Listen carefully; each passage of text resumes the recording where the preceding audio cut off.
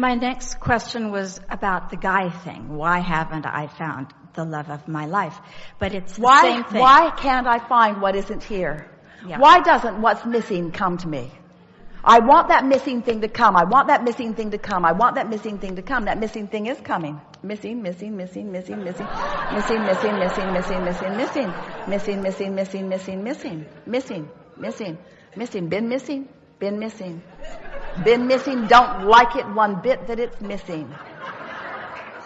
Missing, been missing for such a long time. Missing, missing, missing, missing, missing. One guy came, but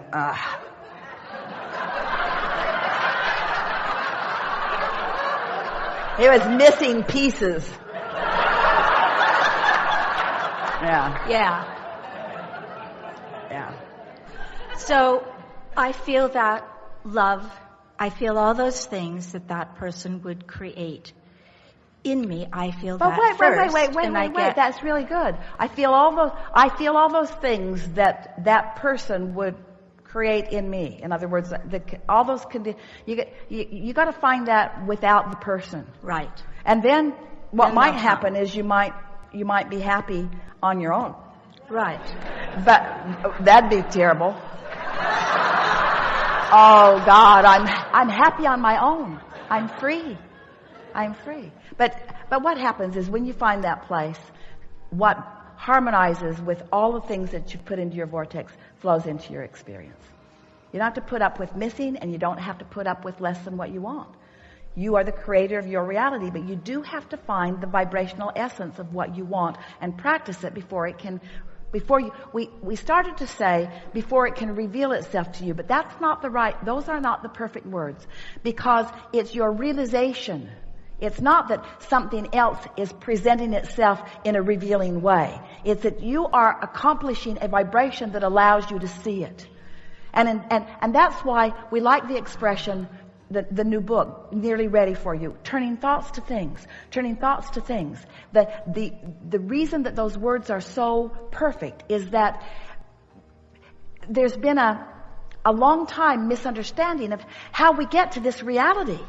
And because you're so confused about how this reality has come about, now you are spending all of your time facing reality, cataloging reality, comparing reality, pigeonholing reality, documenting reality, making statues about reality, which doesn't allow it to change much. Different places, different faces, but reality not changing the way you really mean it to, because you have so much of your attention on reality. So now we want your attention to turn to what it takes, what you must do in order to move the vibrational reality, which you want to call not real, into realness. How does it become something that I realize? How did technology happen? Did it come in on a rocket ship from another planet? No. Nothing's being trucked in from other places.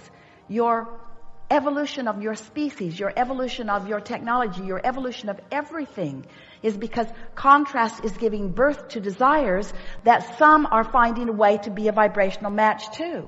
And when those some find a way to be a vibrational match to it, they line up and ideas flow to them, and you call them the masters of technology, the masters of science, the masters of mathematics, the masters of industry. You call them the masters, meaning they are the few, not the many, but it doesn't need to be that way.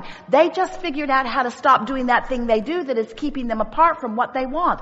They've figured out how to turn their thoughts into realizations, you see. And that's all we're asking of you. You can turn your thoughts into realizations if you stop contradicting your thoughts with other thoughts.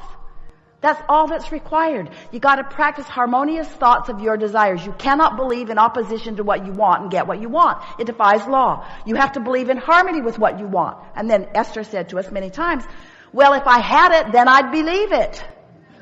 Wayne Dyer wrote a book. Believe it and then you'll see it. Most people are saying, when I see it, then I'll believe it. When I see it, then I'll believe it. When I see it, then I'll believe it. We say, that's slow going. That's slow going. Then you got to wait around for other people to believe it, and then they see it, and then you see them believing it and getting it, but then what do? Well, they're different. They had some advantage that I don't have. They were born into a technology genius family. Or they were born with a silver spoon in their mouth. Or they were born into abundance. Or they were born in a different place or under a different star. Or you make such stuff up. All that happened is they found some way to stop contradicting their own desire. And the only way that we can show you how to stop contradicting your own desire is by caring so much about the way you feel that you're willing to give up the contradictions for feeling good. And when you're willing to do that, then you're off and running, you see. There's nothing that you cannot be or do or have. If this time-space reality has the wherewithal to give you the idea of it, this time-space reality has the wherewithal for that idea to turn to manifestation in full form. No exception. You're so close. You're right there. In fact, you've got it in many regards. So many things about your life are so wonderful because what you want and what you believe are right there in the same place. But some of what you want, here it is. Here's what's been tripping you up. You were born in to so much of what you want that all you had to do was observe it to keep it going. Rest with that for a minute. Food in abundance. Technology already happening. For you, for most of you, water running. So much that you want, you were born into, and all you had to do was observe it. And then you trained yourself to believe that you have to run around and observe in order to experience. That's how it kind of got off balance for you. But use your logic now. If you observe what is, and only what is, can you create beyond what is? So life causes you to want beyond what is. You want more money than you've got, and you want more clarity than you've got. You want more vitality than you often have. You want better relationships. You want beyond what you've got. You do all the time, don't you? Don't you? Don't you? Don't you? Don't you? Don't you want beyond what you have, don't you? Of course you do, because you are eternal and expansive. We know that you want beyond what you have. So the fact that you want beyond what you have, you've got to find a way that the gap between the wanting and the having it only feels good. And the only way that the gap between wanting it and having it will feel good is by understanding the laws and understanding the certainty and understanding that it's coming. If you were going on vacation, so you've got a vacation plan, and you start out here and you're going to go there to that city and there and there and there, maybe to another country, there and there and there and there, and you're going to eventually come back home. None of you say, let's see, I'm here and I'm going to go there and there and there and there and there and there and there and there and there and there, and then we're going to come back home. Home is my final destination. And since I'm already home, why go? I've already got it done. I think I'll just check this vacation off the list because I've got it done. Well, you don't go on the vacation to get it done.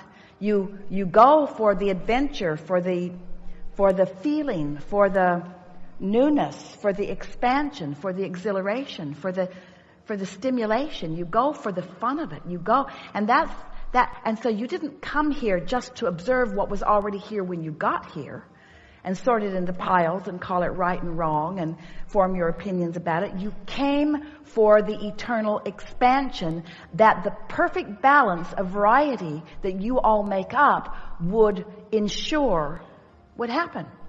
So you can't get it wrong. You were born into enough variety that desire is going to be born. Step one of the equation is ask, and you can't stop asking. Life causes you to ask. You can't stop asking. You can't stop asking. You're asking all day, every day, at every level of your being. It's what the evolution of every species is about. Asking is happening. Step one is a given. You don't even have to think about it. You're asking. Step two is, once you launch that rocket, source becomes a vibrational partner with that rocket of desire. That's that vibrational reality that we're talking about. Once that expanded you takes place, once that desire is born, source becomes that vibrational equivalent and holds that vibrational frequency so that you can feel your relationship to it. That's what your emotional guidance system is. Source is holding the vibration of the expanded version of you. And when you're up to speed, you feel exhilaration. When you're not, you feel boredom or worse. That's step 2. Step 1, you ask. Step 2, Source holds the vibrational frequency of it. So there is never, if you are tuned to the way you feel, never in the dark about your relationship between where you are and where you want to be. Source knows where you stand in relationship with everything that you want and is delivering a viable, easy to see path that will lead you right to where you want to be. But you got to do the thing that makes you see the path. You've got to find the vibrational frequency that is somewhere in the vicinity of what you're asking for. So step 3 is you've got to allow yourself to be on that frequency, or you will not realize the evolution or the expansion.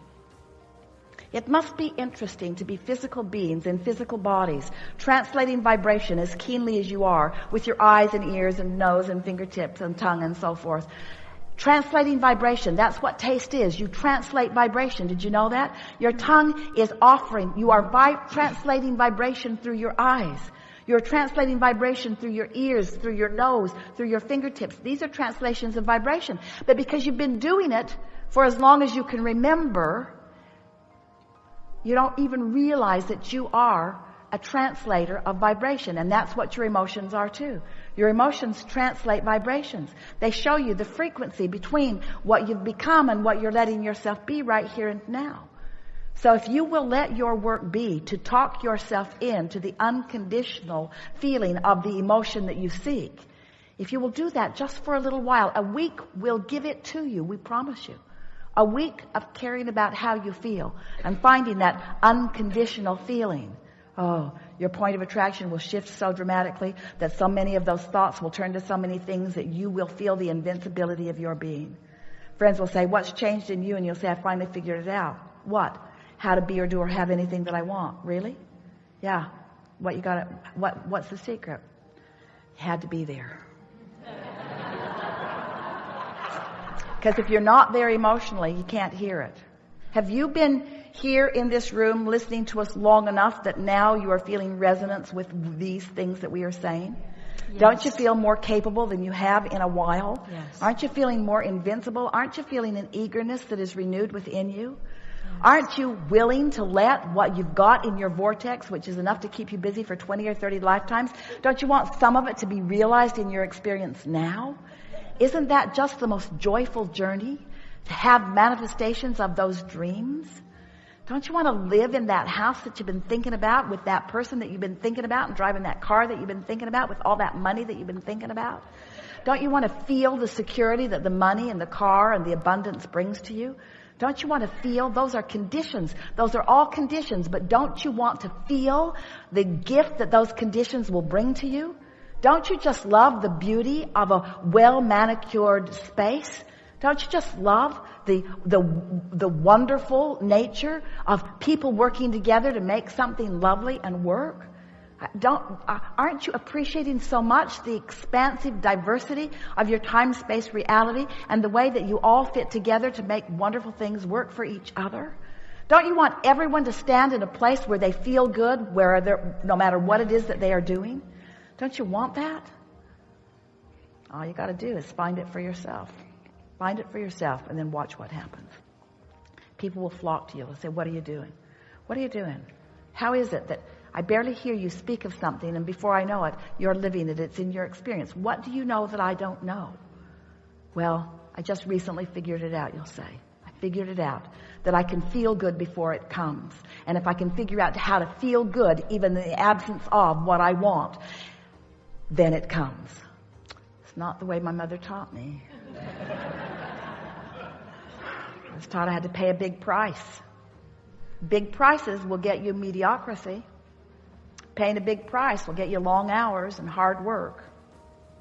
Paying a big price will move some things around. And if you're comparing people who aren't paying any price to people who are paying a price, you can see a difference in the small piles of things they are collecting. There is some evidence of diligence in your time-space reality, but it is putrid and paltry. It is puny. It is tiny. It is insignificance with the power of mastery, of coming into alignment with the whole of who you are and getting the universal winds at your back, assisting you in the clarity that you want and deserve, that you were born to live.